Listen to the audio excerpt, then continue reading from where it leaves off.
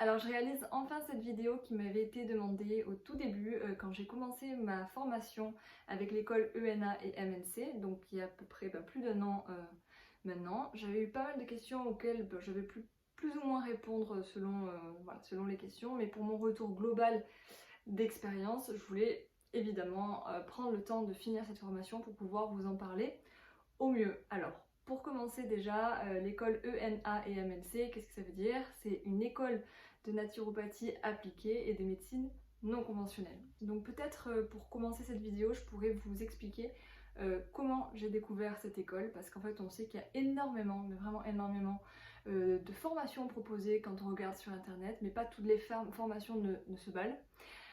Donc c'est vrai que quand j'ai commencé mes recherches comme ça, de but en blanc sur internet, je me disais mais wow, comment faire le tri.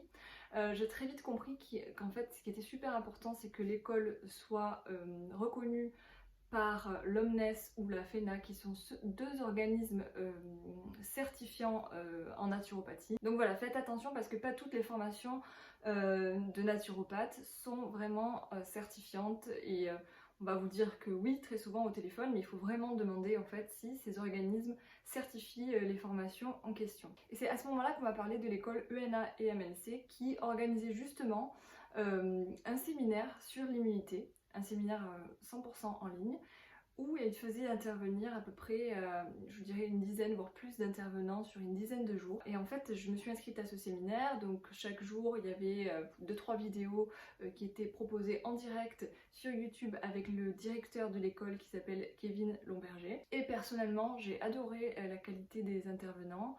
Les intervenants qui avaient été invités, pour moi, enfin, ça faisait sens, c'était des personnes que je connaissais plus ou moins, pas toutes. J'ai d'ailleurs eu certains coups de cœur qui ont mené par la suite à des consultations aussi pour des soucis personnels. Et ces personnes-là m'ont beaucoup aidé. Donc vraiment, ça a été que du bon en fait de participer en tant que spectatrice à ce séminaire. Donc à la suite de ce séminaire, forcément j'avais beaucoup de questions sur l'école, je m'étais un petit peu renseignée sur leur site, je commençais à plus ou moins me projeter, mais il me manquait quand même pas mal de réponses à plusieurs de mes questions. Et il se trouve que quelques jours après ce séminaire, Kevin Lomberger, donc encore une fois le directeur de l'école, a organisé un live où en fait il répondait aux questions qu'on pouvait avoir sur les formations qui sont proposées dans cette école. Donc il faut savoir que c'est une des rares écoles en France à proposer un cursus de naturopathie animale en plus d'un cursus en naturopathie humaine. Et je trouve ça vraiment intéressant. Donc personnellement j'ai choisi de me former en naturopathie humaine. Et j'ai choisi le cursus en ligne parce que vous pouvez aussi réaliser cette formation en présentiel directement à l'école. École qui se trouve dans le Jura, près de Dole, petite ville très jolie d'ailleurs. J'ai donc regardé cette vidéo avec beaucoup d'attention et d'intérêt, j'ai pris des notes et j'avais encore quelques questions suite à ça, donc je me suis dit je vais appeler. Et j'ai beaucoup aimé en fait les personnes que j'ai eues au téléphone à chaque fois, je trouvais que c'était des personnes très agréables.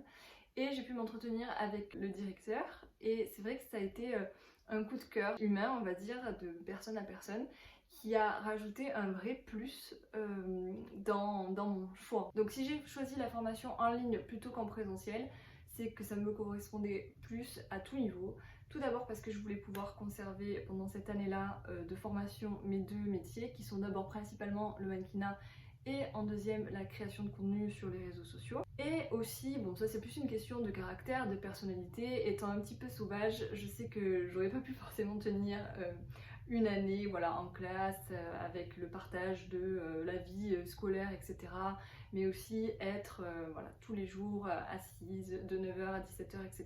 C'est un rythme que j'ai perdu depuis le temps et que j'aurais pas voulu retrouver, donc c'est pour ça que le cursus en ligne me correspondait parfaitement. Donc ce qu'il faut savoir aussi par rapport à la formation en ligne, c'est que oui, du coup on reçoit les cours en ligne, tout se fait principalement en grande majorité en ligne, mais il y a quand même des semaines de présentiel. On peut se demander pourquoi j'ai choisi une formation dans le Jura en habitant Marseille, et je vais pas vous cacher que les 2 fois où j'ai dû du coup aller faire mes stages pratiques, je me suis quand même reposé la question, un peu la flemme d'aller aussi loin entre guillemets, et en fait voilà, je me suis dit c'est vraiment un coup de cœur que j'ai eu pour l'école, que ça soit le coup de cœur humain, mais le coup de cœur aussi autour de la philosophie. C'est l'école sur laquelle je me suis le plus renseignée, qui m'a le plus, qui me correspondait en tout point, donc je me suis dit fonce, parce qu'effectivement ça peut prendre pas mal de temps de faire les recherches sur les nombreuses formations en ligne, déjà juste de faire le tri. Je me suis juste dit, je sais que j'ai envie de faire ça,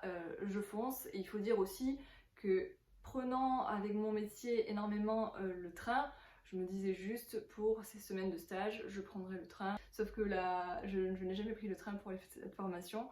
La première fois, j'y suis allée avec mon copain et en camping-car. Donc on était sur une aire de camping. Et la deuxième fois, j'y suis allée toute seule avec ma petite voiture. Et du coup, c'était à peu près à bien 6h, 7h de route. Je n'avais jamais fait un tel trajet, donc c'était déjà une expérience personnelle. Et oui, sur le moment, je me suis dit, mais waouh, pourquoi tu as choisi une école aussi loin? Et ce qu'il faut savoir aussi, c'est que la plupart, ou l'écrasante majorité des élèves dans ma classe venaient aussi de partout en France, et j'ai même envie de dire partout dans le monde, mais, parce que d'ailleurs, il y avait des personnes françaises et pas que, qui vivaient dans d'autres pays et qui sont juste venus pour faire les stages en présentiel. Pour en dire un peu plus sur le squelette de la formation, pour moi je le résumerai en 4 points à retenir. Donc c'est qu'un cursus de 1 an en ligne, des cours en visio, des semaines de stage pratique, donc 2 fois 2 semaines de stage pratique, et en 4e point, 3 rapports clinica, ou aussi appelés anamnèses, qui sont à rendre et qui font partie intégrante de la validation ou non du cursus. Donc vraiment, ces 4 points-là sont à retenir.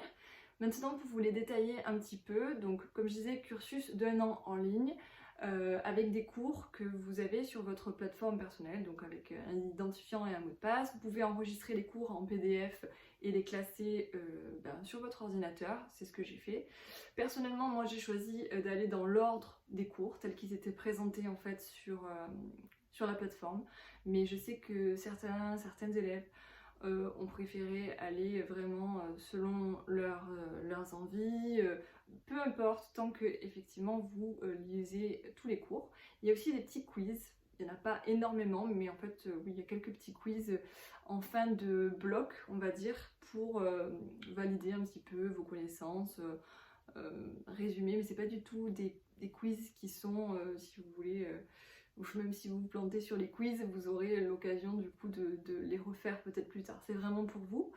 Les cours en visio, il y en a environ 2 fois par mois à peu près. C'est principalement des cours de physiologie, anatomie, mais aussi un peu de biochimie.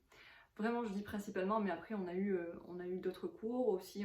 On en a demandé un petit peu d'autres selon les sujets qu'on aurait voulu aborder et qui n'avaient pas été proposés par la formation. Et l'école s'est montrée vraiment très réceptive et s'est adaptée à nos envies et à nos attentes. Je parle vraiment ça pour les derniers cours qu'on a eu. Sinon, ce qu'il y a à retenir, c'est principalement physiologie, anatomie.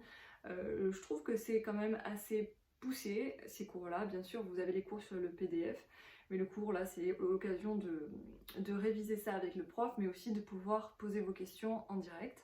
Et il dure à peu près, il dure 2 heures. Une visio dure 2 heures. Pour vous parler des stages pratiques, les 2 fois 2 semaines, ils sont obligatoires. Donc c'est obligatoire, même si on a choisi du coup ce cursus en ligne pour diverses raisons qui nous sont propres, il est obligatoire d'être présent ou présente sur les stages pratiques.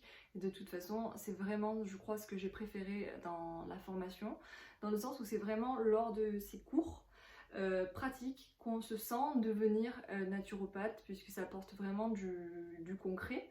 Alors, il y a vraiment plusieurs types d'outils qui nous ont été présentés en fait par l'école. Je pense qu'on était tous d'accord pour dire ça, qu'on a vu vraiment pas mal de choses.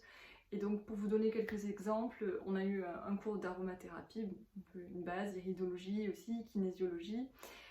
Sur la géobiologie aussi, sur le magnétisme, on a eu 3-4 journées de cours différentes sur les massages, massage californien, le massage assis, le massage des viscères.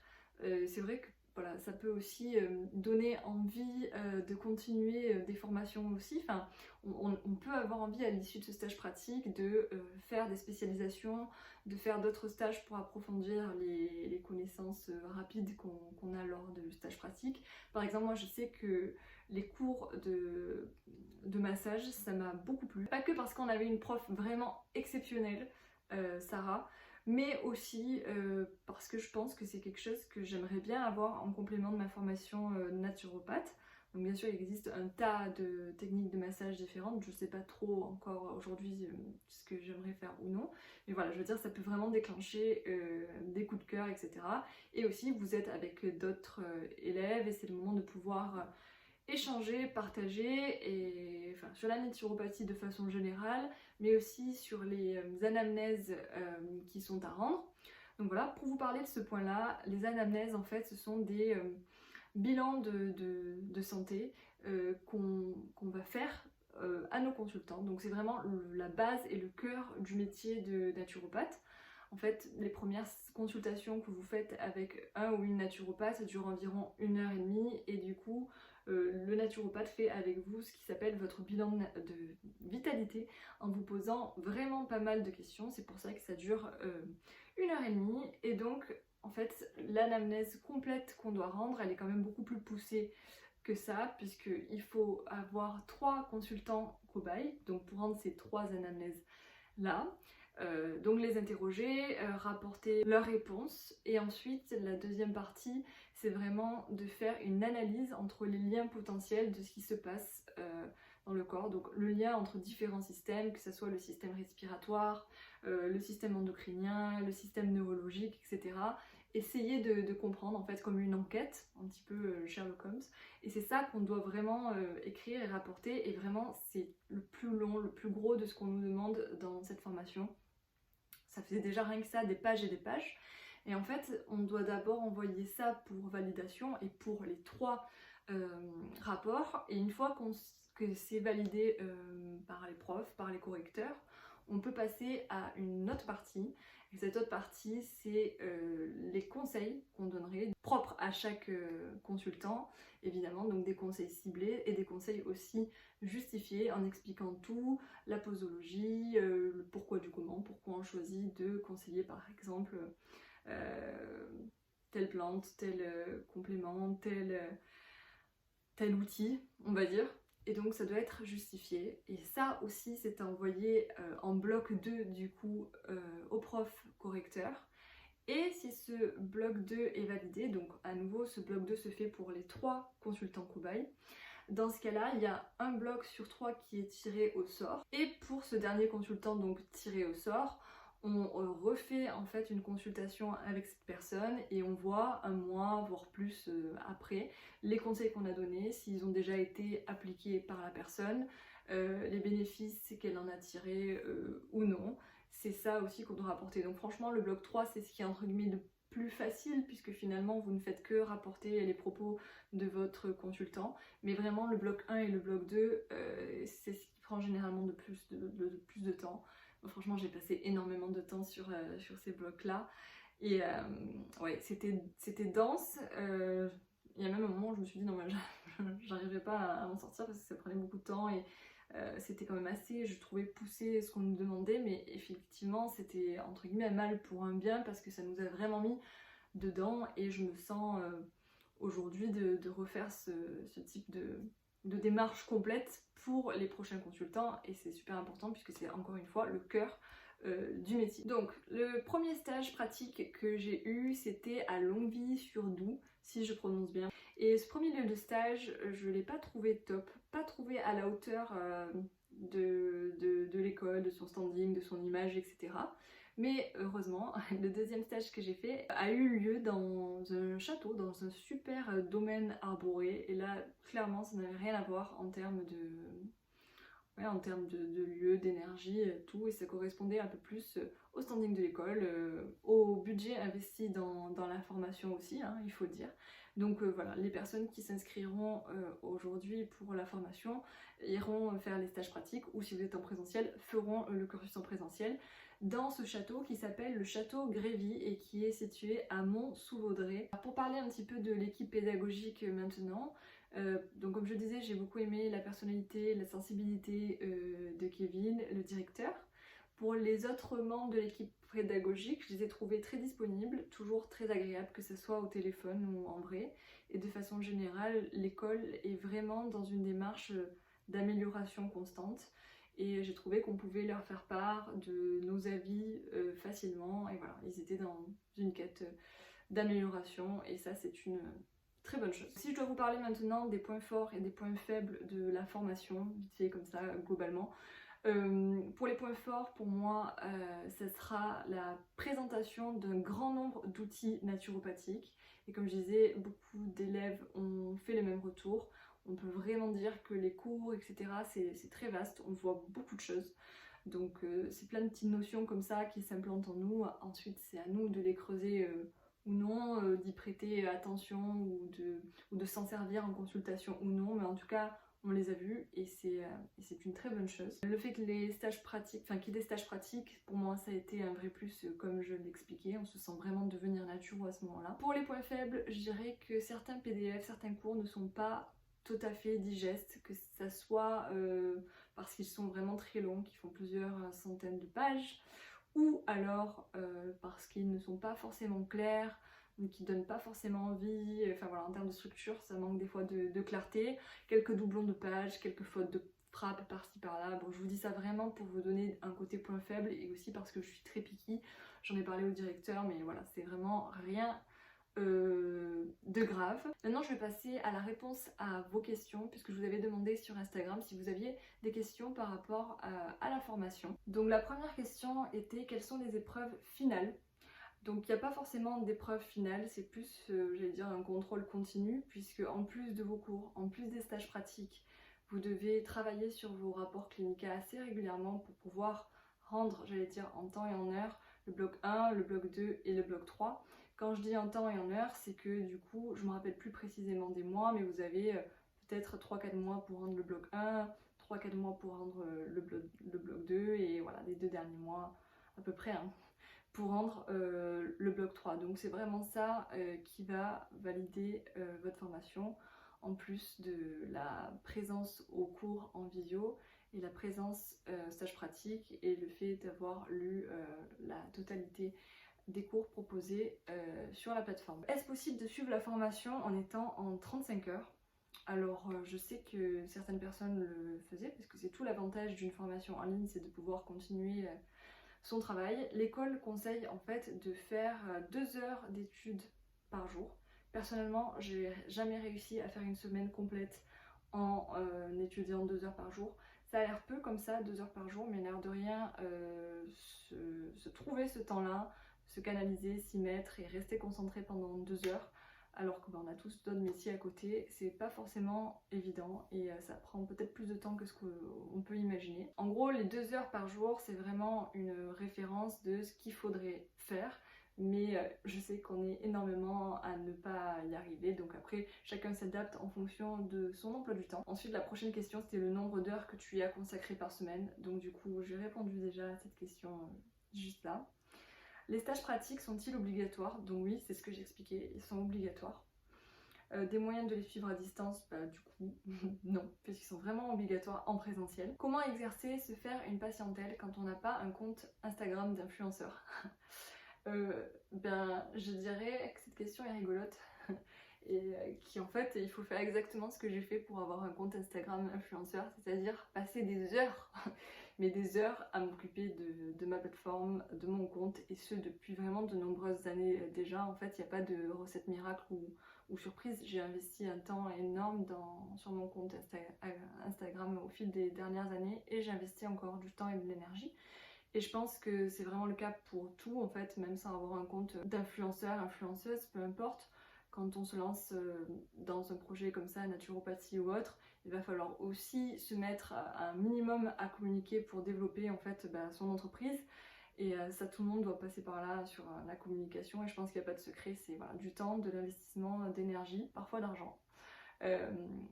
Voilà. Aborde-t-il les pathologies graves qui nécessitent la médecine traditionnelle?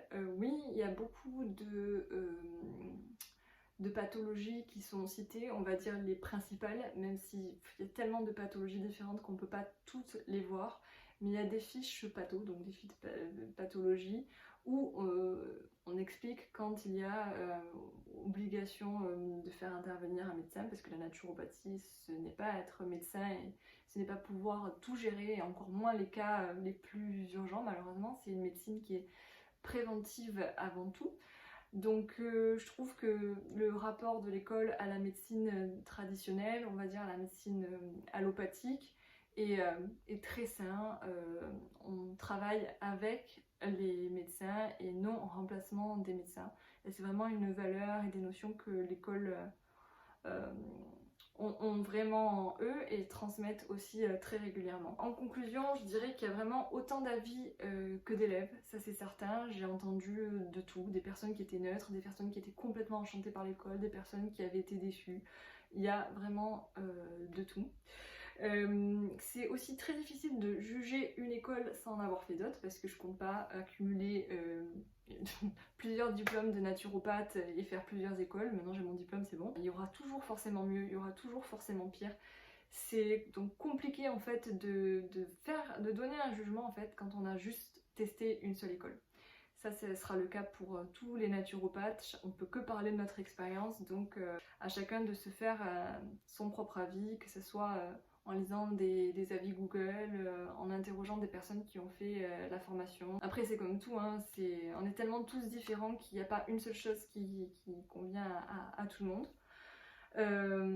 Après c'est sûr que je pense que ça reste intéressant à plusieurs niveaux de privilégier une école qui soit près de chez soi, donc c'est pas ce que j'ai fait, dans le sens où que ce soit d'y aller en train, en voiture, de se loger à proximité de l'école. Moi j'avais pris un Airbnb la deuxième fois, puisque la première fois j'ai dormi en camping-car du coup. Ce que je veux dire c'est que ça rajoute des frais qui peuvent être conséquents, que ce soit le train ou l'essence, les péages si on y va en voiture, le Airbnb pour les 2 semaines. C'est vraiment à prendre en compte et c'est sûr que ça me semble plus sage, plus facile de privilégier une école qui soit à côté de chez soi, mais après on choisit pas une école juste parce qu'elle est à côté.